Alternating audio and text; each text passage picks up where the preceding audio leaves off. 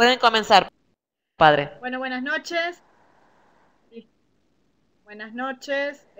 Bueno, yo soy María del Carmen Pandolfo y estamos grabando una de los módulos, el módulo 8, que es el hombre alienado por el pecado. Junto a mí encuentran al padre Mario, que es el titular de la cátedra.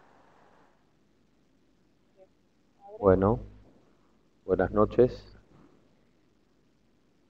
El tema que seleccionamos para compartir con los alumnos, este tema del hombre alienado por el pecado, el hombre dividido en sí mismo.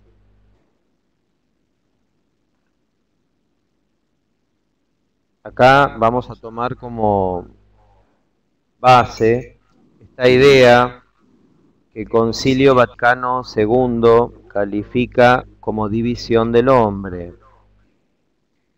En el hombre hay tendencias espontáneas e imposibles de suprimir que contrastan con otras tendencias, con el curso inevitable de la naturaleza.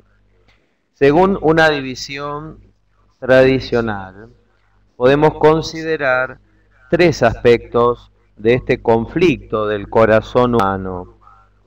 El tema de la muerte, inevitable, pero siempre aborrecida. El tema de la inclinación al mal, lo que se llama la concupiscencia, que es la inclinación espontánea a ciertos comportamientos que el hombre juzga como malos. Y en tercer lugar, el tema de la inevitabilidad del pecado, que mancha la existencia humana con un sentimiento de culpabilidad. Nos detendremos aquí solamente en el hecho de esta triple división del hombre, dejando la investigación de su causa para el módulo siguiente. En primer lugar, el tema de la muerte. La muerte ya ha sido objeto de nuestro estudio. Aquí hemos de añadir solamente que esta realidad, etapa inevitable del proceso biológico de la vida, provoca un horror instintivo por parte del hombre, que la siente como algo contrario a su ser. Ya en los pueblos primitivos, la muerte se consideraba como algo que no debería tener lugar. La odiosidad de la muerte encuentra su expresión en los diversos modos con que es personalizada, como un cazador o un pescador, que se apodera de su víctima por engaño o por pura crueldad. Desde las etapas antiguas, las diversas civilizaciones han buscado prácticas mágicas o religiosas para conjurar la muerte. En la civilización técnica, el horror a la muerte se expresa de otras maneras, pero no ha desaparecido. El mensaje cristiano no insiste en el horror de la muerte, a no ser en cuanto que el Padre, por Cristo, les ofrece a los que creen en Él la victoria sobre este terror. Pero precisamente ese anuncio repetido de que Dios libra de la muerte colectiva e individual muestra que la fe presupone la reacción normal del hombre frente al enigma de la muerte.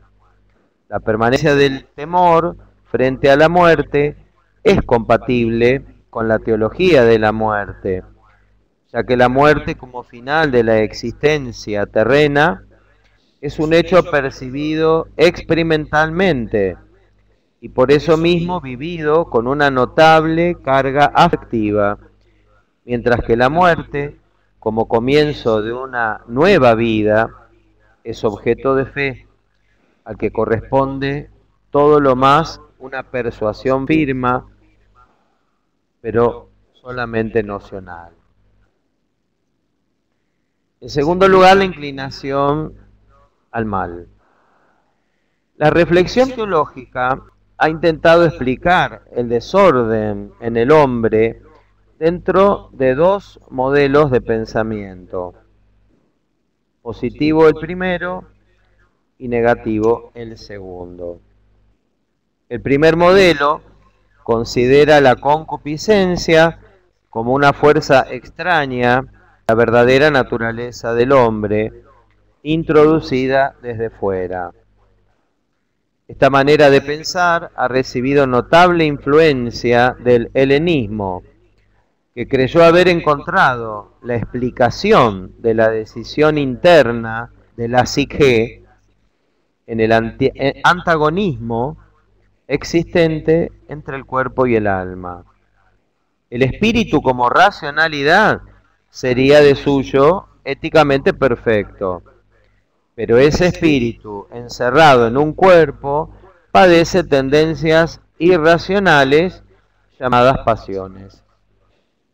La concupiscencia sería, por tanto, un conjunto de inclinaciones espontáneas y racionales que tienden hacia los valores sensitivos, especialmente a lo deleitable, y que no están sometidas a la razón, hasta el punto de que siguen sobreviniendo aun cuando las desapruebe la razón, pudiendo incluso arrastrarla hacia algo que ella misma juzga como malo. El segundo modelo de pensamiento, que llamamos negativo, concibe la concupiscencia no ya como una fuerza inserta en el hombre, sino más bien como la supresión o debilitamiento de una fuerza que debería completar y mantener en equilibrio a las demás inclinaciones igualmente buenas. Dentro de este esquema mental, el mal no es la existencia de una tendencia, sino la deficiencia de una fuerza que debería ponerse en el otro platillo de la balanza para salvar de esta manera el orden armónico de la estructura dinámica del hombre. Los teólogos intentaron integrar estos dos modelos utilizados para explicar la concupiscencia. También la teología escolástica conoce una forma combinada en donde la concupiscencia se describe como la insubordinación de las tendencias sensitivas contra el dominio de la razón. Esta desarmonía no es el resultado de la inserción de una fuerza mala, sino la consecuencia de la debilidad de la razón, de la voluntad libre, que no consiguen someter las fuerzas inferiores, sino que se ven absorbidas por ellas. El magisterio de la Iglesia se pronunció sobre este tema en el Concilio de Trento en el siglo XVI, que reconoce a que en los regenerados permanece la concupiscencia, que la concupiscencia inclina a los hombres al pecado de tal modo que los justos tienen que luchar virilmente contra ella.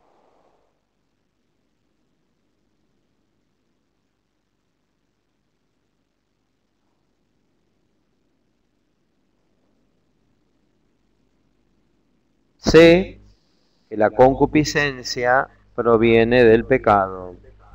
Pero el concilio insiste especialmente en enseñar que la concupiscencia en aquellos que no consienten en ella no es un pecado propio y verdadero. El tercer tema es la inevitabilidad del pecado.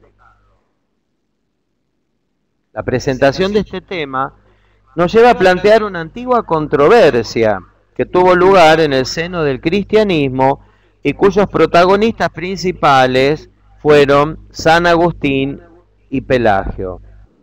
La controversia derivó en una condenación de la doctrina de Pelagio que se conoce como como pelagianismo. La controversia pelagiana duró poco tiempo, fue del 410 al 430, pero tuvo una importancia especial para la formación de la antropología cristiana. El pelagianismo es la expresión de una actitud siempre presente en la vida intelectual de la humanidad, que tiende a considerarse autosuficiente en la construcción de su propia historia. Por eso, el pelagianismo no fue solamente un episodio cualquiera en la historia de los dogmas, sino una ocasión para que la Iglesia formulase conceptualmente uno de los aspectos más importantes de su antropología. El hombre nace en un estado en el que, sin el influjo del Redentor, es absolutamente incapaz no solamente de salvarse, sino incluso de realizar una existencia verdaderamente humana. Esta doctrina ha sido considerada por la Iglesia medieval y tridentina como una adquisición definitiva del desarrollo dogmático. En el contexto de la controversia de San Agustín y Pelagio, extraemos las afirmaciones esenciales que han pasado a pertenecer a la fe católica. A. La gracia de Dios por la que el hombre es justificado por nuestro Señor Jesucristo vale no solamente para la remisión de los pecados ya cometidos, sino también como ayuda para no cometer otros en el porvenir. B. La gracia ayuda a no pecar, no solamente por iluminar al entendimiento, sino también por darnos la fuerza y el amor para practicar lo que hemos conocido que teníamos que hacer. C. Finalmente, la gracia nos da no solamente la facilidad, sino también la posibilidad misma de observar los mandamientos. D. Aunque no está del todo claro hasta qué punto los pelagianos afirmaban la suficiencia de la naturaleza para cumplir la voluntad de Dios, los concilios, estamos refiriendo en torno al quinto, no enseñan sobre realizar,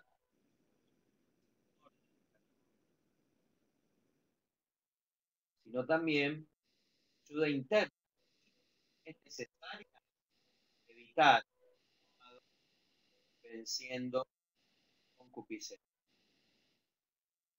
Los canes que hemos mencionado pertenecen al de Cartago del año 417. Son siempre reglas